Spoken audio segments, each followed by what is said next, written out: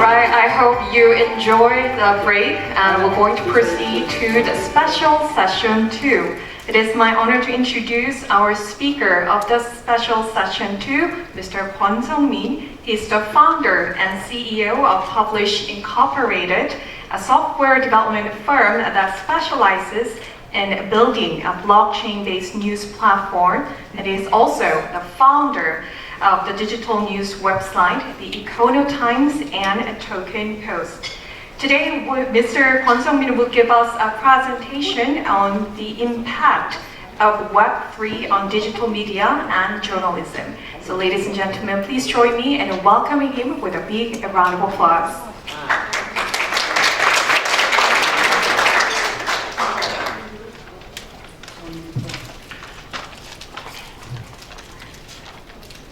Okay, good afternoon, ladies and gentlemen, distinguished guests and speakers. I'm honored to be invited to the World Journalist Conference today. My name is Sonny KWON, and I'm the founder and CEO of Publish Inc., which is based in Seoul, South Korea. Today, I'll be explaining about Web3 and how we've been experimenting with this new technology to help journalism in Korea.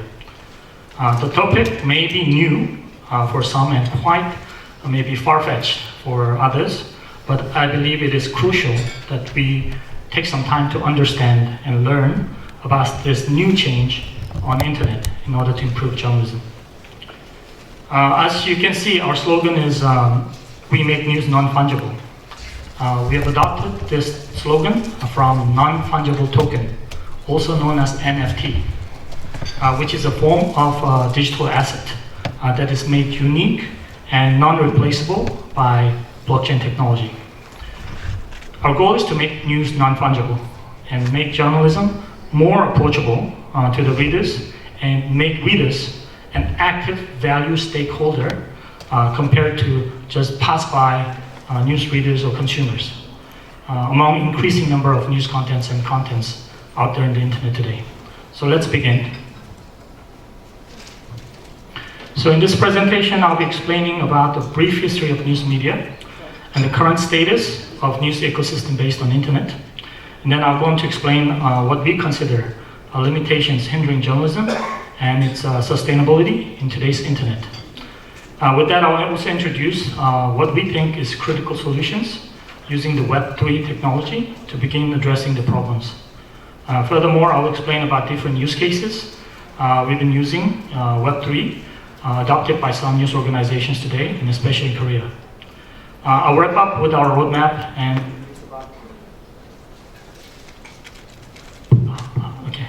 about our company history. As I said in the beginning, the concepts and topics I'll be sharing at the battery.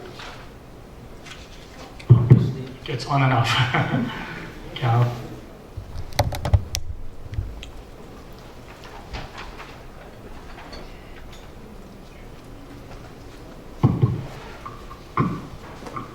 sorry about that. So as I shared in the beginning, the concepts and the topics I'll be discussing or sharing with you today may not be easy to understand at first hearing, so you're welcome to ask for me for a digital copy or the Journalists Association of Korea for a copy.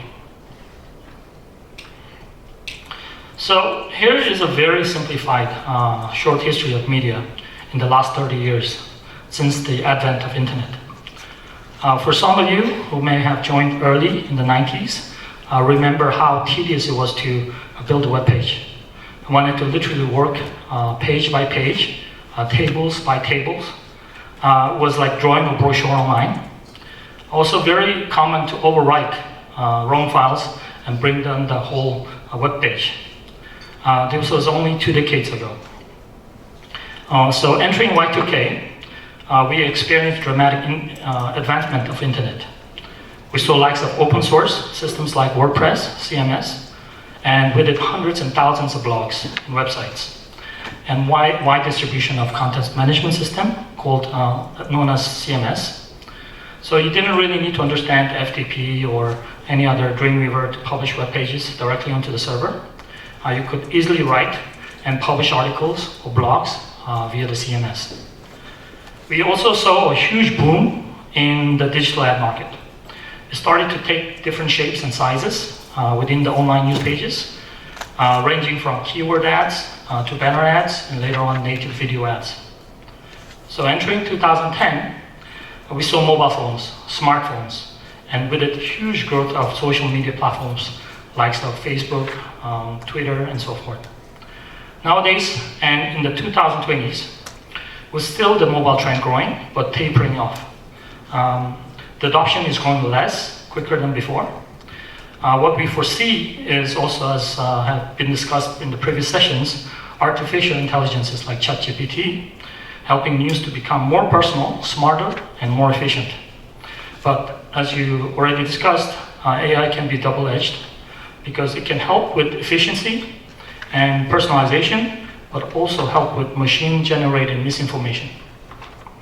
We also see metaverses as an emerging outlet for news consumers, but not dominant yet.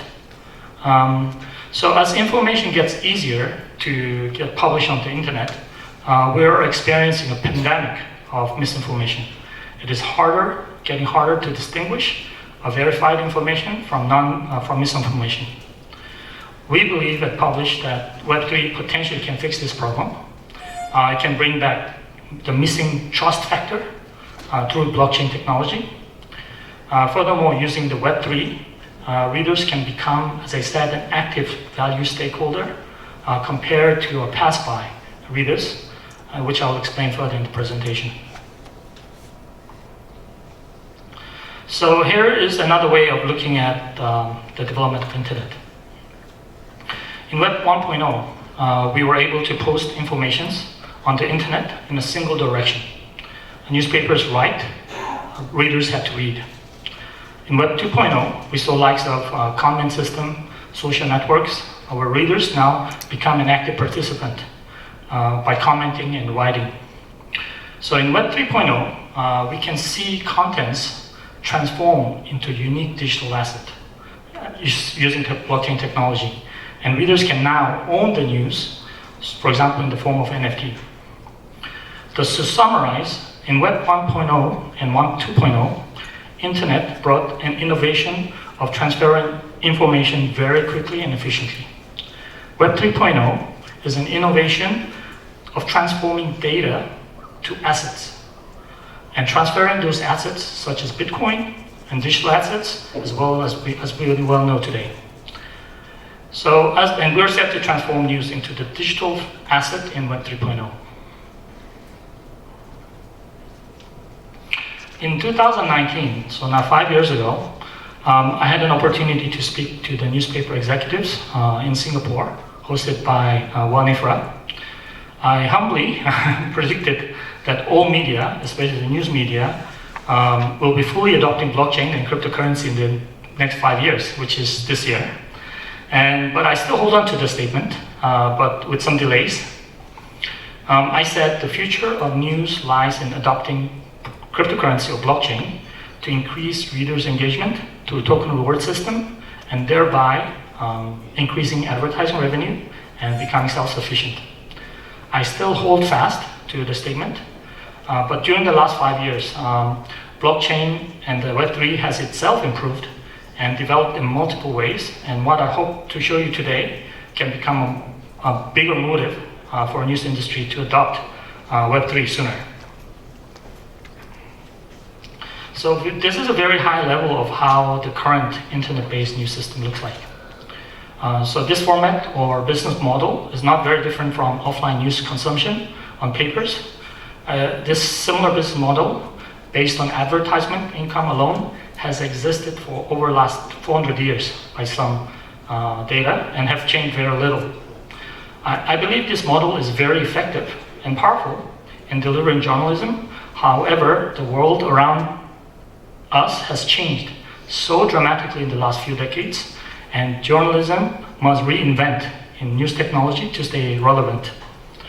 So, effecting huge loss of revenue of news industry was the emergence of big techs, such as social media and search engines, and together with digital advertising networks.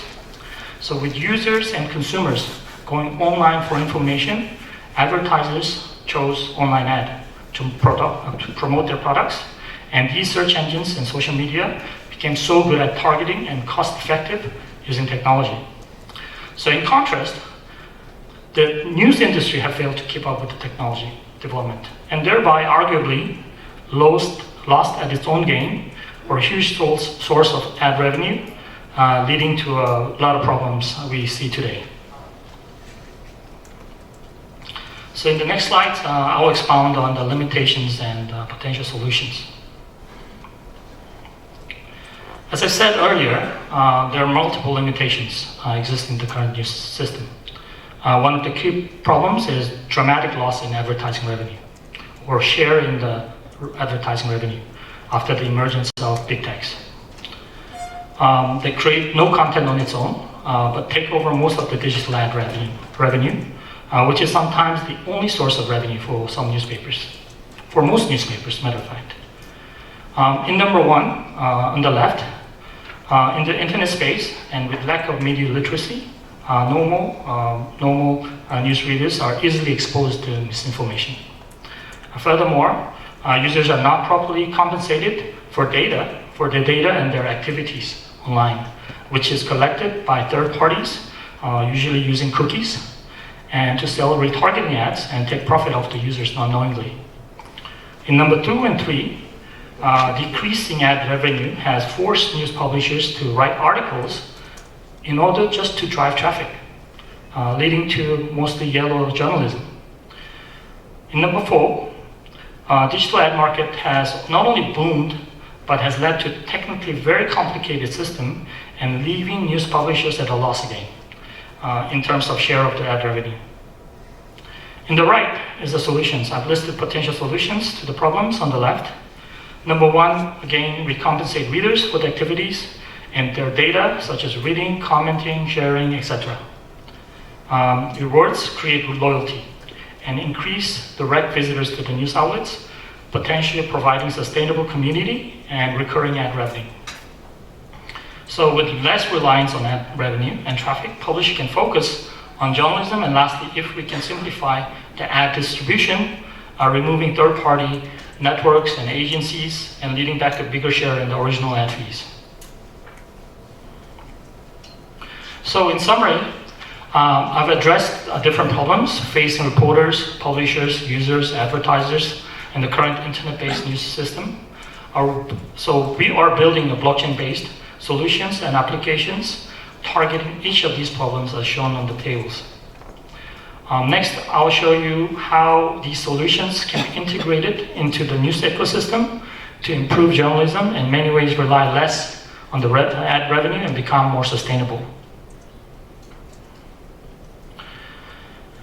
So what we're doing is not doing away with current system or current journalism model. What we're trying to do is supplement the current model with blockchain technology, which I'll explain more in the following slides.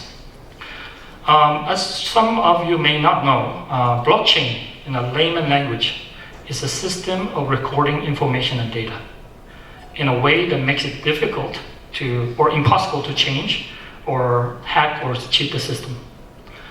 It is essentially a digital ledger of transactions that is distributed and stored across a trusted network of computers.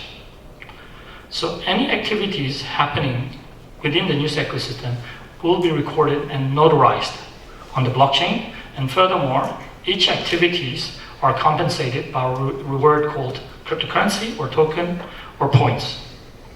So let's see the details. So on the left, here's the reporter on the left who is issued a digital ID or press the ID, which provides a proof of identity that they are a reporter.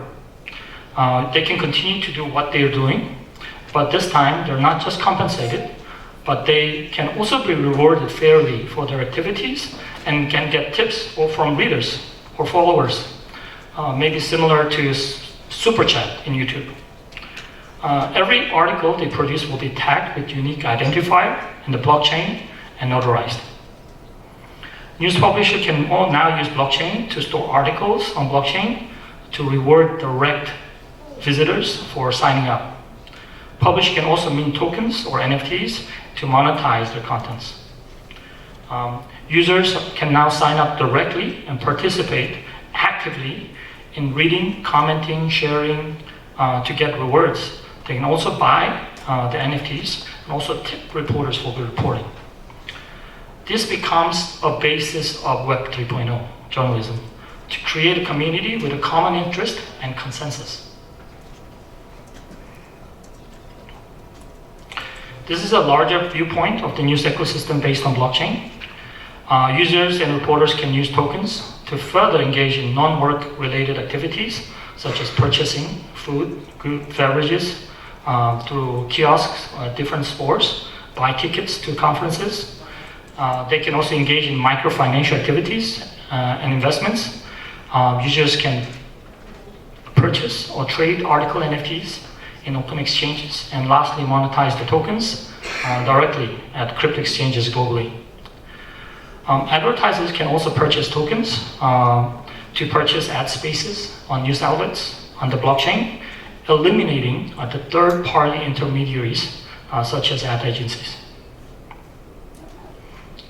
Here I'll be sharing some notable media use cases on blockchain. So we have developed a blockchain-based service called Publish Link. Using this service, news publishers can easily integrate blockchain technology using an easy plug-and-play widget on the website. Publishers can install a single line of script code on the website and start offering their own token reward system, and also notarize news contents and mint NFTs. Currently, there are 79 news organizations in Korea who've signed up, and 34 news outlets are using the system. Readers can sign up once and start visiting different news outlets through a single sign-on to get rewards and gift tips. They've seen as much as double the recurring traffic growth in some of the news outlets using this. Sorry, a little hot.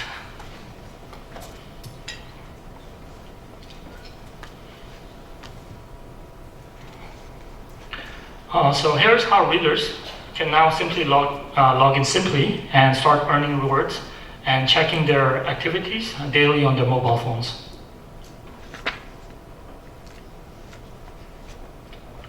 Here's another powerful application of blockchain in journalism, is Press DID. It's currently integrated for the Journalists Association of Korea. So in partnership, we have built the world's first decentralized identity proof system for journalists. Currently, as you know, many press associations around the world are issuing plastic press cards, which can be easily lost or counterfeited. It can also be a very insecure way of providing proof for journalists. So by building the Press ID on mobile and using blockchain, it can provide following benefits. It can provide proof of ownership, proof of authenticity, proof of journalism, proof of journalist or integrity. So credentials are verified against tamper-evident blockchain records.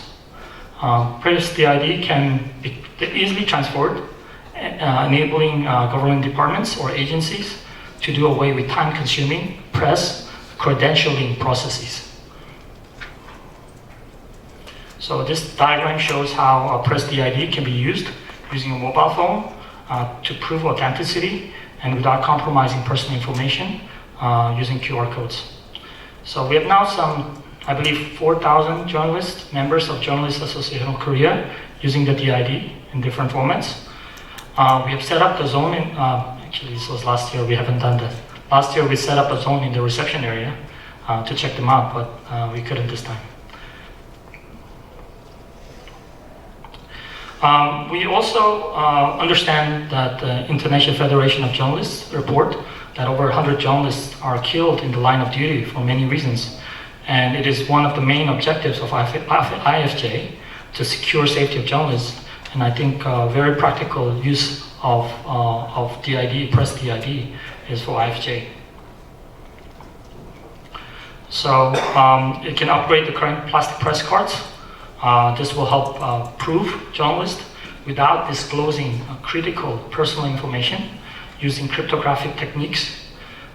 Using the application, you can also fund money transfer for mission-critical reporting and emergency funding using cryptocurrency in some of the war-targeted places where there is no proper financial infrastructure anymore. One can see from recent event in Ukraine, for example, where the financial system is in chaos, and much donations, over $200 million have been donated using cryptocurrency from globally. Another popular application of blockchain is NFT. You may have heard of. It stands for non-fungible token. Simply, it is a digital asset that represents real-world objects like art, photo, items, in-game items, or videos, or even news articles, and stored on blockchain. So compared to a fungible token like Bitcoin or Ethereum, NFTs are unique tokens that is stored on the blockchain and cannot be replicated. They can be also transferred from one to another. So using this NFT technology, news publishers and journalists can turn intangible news articles into tokens, which in turn makes articles and photos, buying, selling, trading articles, photos more efficient while authenticating proof of ownership and its originality. So here are some examples. LA Times did once, New York Times also minted one of the NFTs. South China Morning Post released this.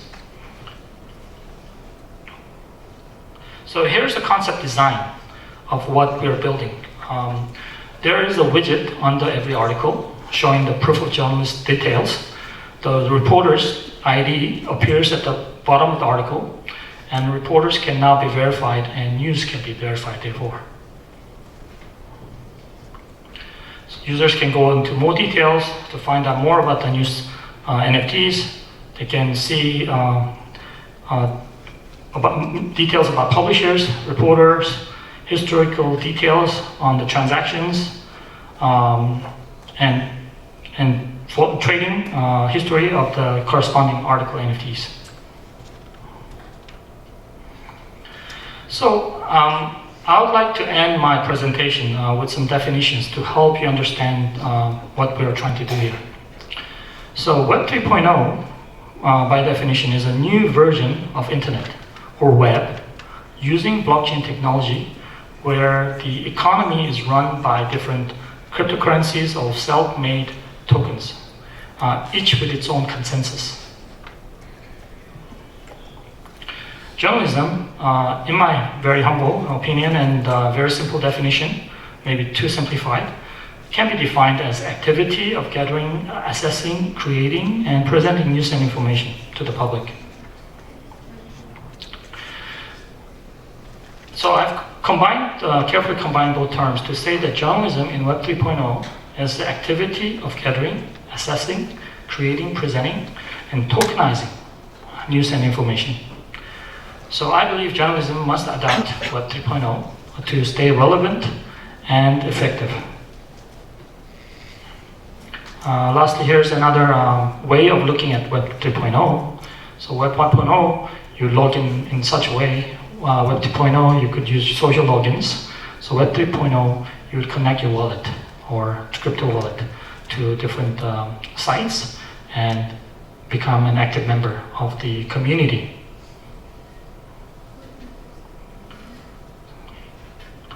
So lastly about Publish, this is a summary of our short history of Publish. Despite our short history, what we have experienced in the last 5 years can be compared, I think, to almost 20 years in terms of technological changes.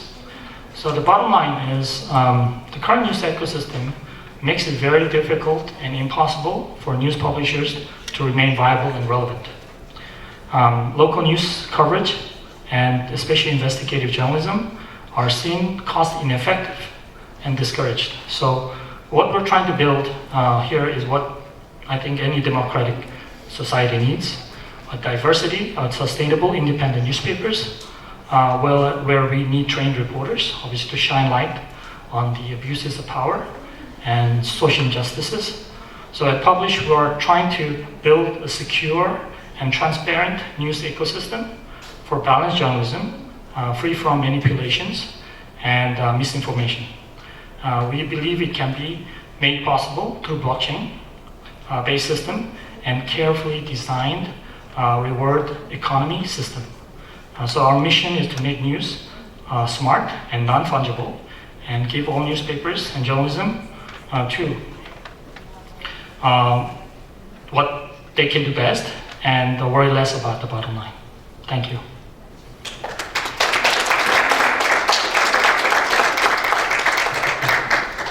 So I think there's a Q&A. I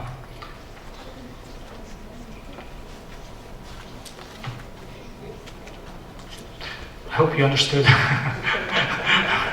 some of the terms we have. Please feel free to ask me any. There's no stupid questions.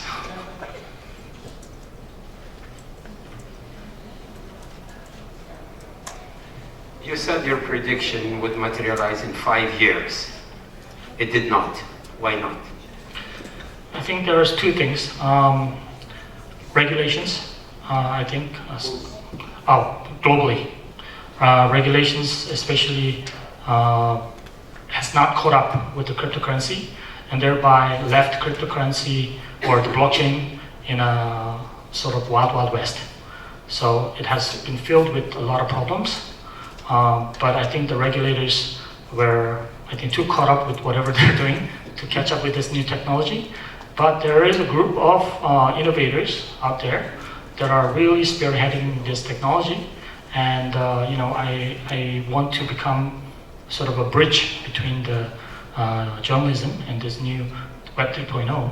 So maybe some of you may have heard of it. A lot of people may not have heard of Web 3.0 and how it's being applied to different industries. And I think we need to, AI is very important. But I think Web 3.0 is as important. And you may have seen some results recently on how Bitcoin has, really increased in value among the, insecure global market environment. And, it has been proven over the last, 13 years or 14 years that it is sustainable, it cannot be hacked. So, now the regulators are, especially in Korea, the regulations are kicking in since a year ago. So I think to answer your questions, I think there are a lot of reasons, but I think regulations has been one of the reasons why this has not been spearheaded in many different parts of the world.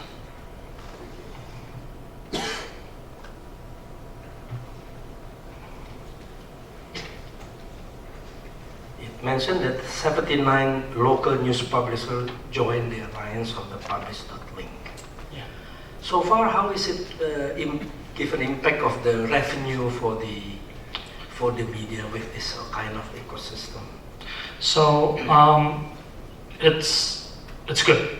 So it has increased the bottom line for sure. So it has maybe some of the newspapers have seen twofold increase in revisiting the articles or the newspapers.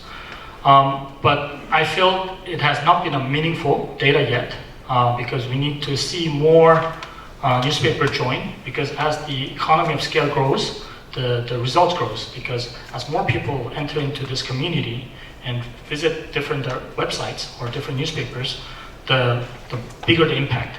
So 67 has been good, but out of that, only 34 has applied the actual technology. So what is the critical numbers? If it reach 100 or 200 or? I think a good number to reach is about 10 million per month. Yes, it can be big, but it's not that that big. But since end of last year, I don't know if you're very familiar with the Bitcoin part of things. The U.S. SEC, which is the regulatory body, has allowed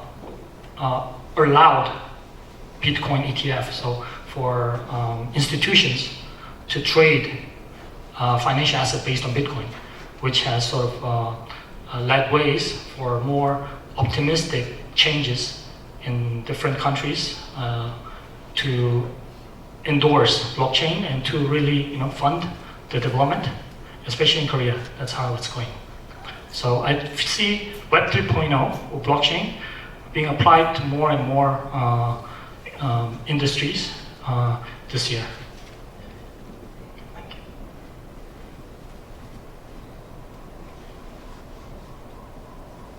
Hi, you said you could integrate publish link via a widget, Yes. right? So how do you get that widget? Supposing you were supposed to, supposing we experiment with that on the website. You can talk to me after this. You can talk to me after this. We don't have an English version yet, but we're working on it. So once it's ready, we'll inform you.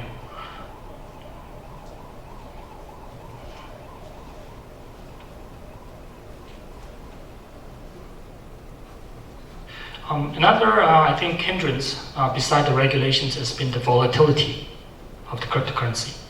So, a currency normally has to stay in bound, for the economy to run smoothly. You can't have volatile, going from 0 to 100. So that has also been something of what regulation body needs to bring in to check. So again, it ties back to regulations. So regulating bodies, especially the financial regulating bodies, needs to come in and give some. Do these regulators understand a lot about Web3? No, they are starting. I've been in this for 5 years in Korea. Financial restrictions on something technological. Yes, I think there needs to be. I think especially on the there's a lot of been problems, but there needs to be a stronger repercussion for bad dealings or for wrong behaviors. Because of lack of regulations, there has not been. So this is one of the impacts. So people needs to be more careful, especially the people in the business. And furthermore, I think there has to be a stricter regulations, to avoid, comments and people just trying to make money out of people, So that's the regulatory role, I think, that needs to be applied here. Hello, I would like to ask about this new press ID issue. How it's possible to use that ID issue to keep safe the journalists? For example, Israel targets the many journalists' houses and directly the journalists in the car, whatever. So how do you explain that to keep safe journalists with this press DID issue? Little bit more information, please. Thank you. Sure. So it has not been applied yet, but using blockchain, it's sort of a distributed ledger. Okay, so it's like a network of servers globally, where it's tamper-proof. So based on that, so for example, like right now, maybe a journalist goes to some war-torn country, try to prove that they're a journalist. All they have to rely on is press card and no sort of network. And this can be, for example, we need some sort of consensus among the IFJ, International Federation of Journalists, to work with, local governments or local people to say, hey, we have those who have the press DID and can prove through QR code is proven journalists. But there has been a lot of counterfeited journalists out there, and at least we can start from there. Secondly, as I explained during the presentation, Ukraine has shown, this has been rather surprising, but they've been getting donations from globally using cryptocurrency. And I think we can fund journalists in areas where you cannot reach financially using cryptocurrency to fund their activities. So I think that's another way. So using DID, we can prove the identity of the journalist at the local places and fund them as well. Yeah, compared to press cards. plastic press cards.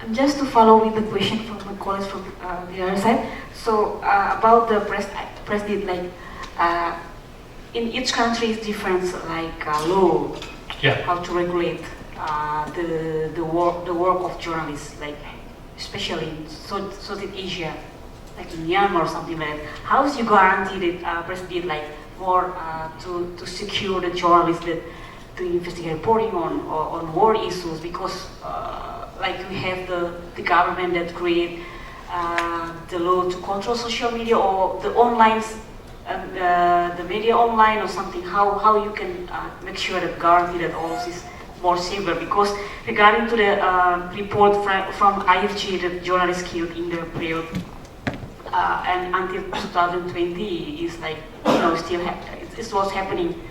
And now in Myanmar or other countries, still the kill of journalists still happen, and then how the government or the law is controlling more, and it's more big. The journalists not really secure. So can you explain more on that? Yes. I think every country, it's tragic that some countries has to go through that. We are building the technology, the blockchain layer, the infrastructure. As we do in Korea, for example, we don't set the standard. We work with the Journalists Association of Korea, which knows the dealings of the local journalists. So we work with them to come up with the consensus to distribute the DID, whom to distribute it to, and how to apply using government agencies. So for those countries who already have sort of associations, maybe under the big umbrella of International Federation of Journalists, they can get their own, I'd say, protocol to set it up. But here is the technology where if you were approved by a body, can prove to third party that you are you without giving away your information, personal information, which is a kind of new thing. It's called zero knowledge. You prove that you are you're a journalist, but without disclosing your third-party information, which is it's a new thing for in blockchain. So yeah, I hope this answers your question. Right, do you have any additional questions from the floor? Please feel free, I'm here, so please feel free to come and ask me any questions afterwards, whenever. So thank you very much for your time. You have a great day. Thank you very much, Mr. KWON, for taking the time to speak to us today and also for addressing all the questions from the floor. So now we'll wrap up the special session 2, and before moving on to the next session, we're going to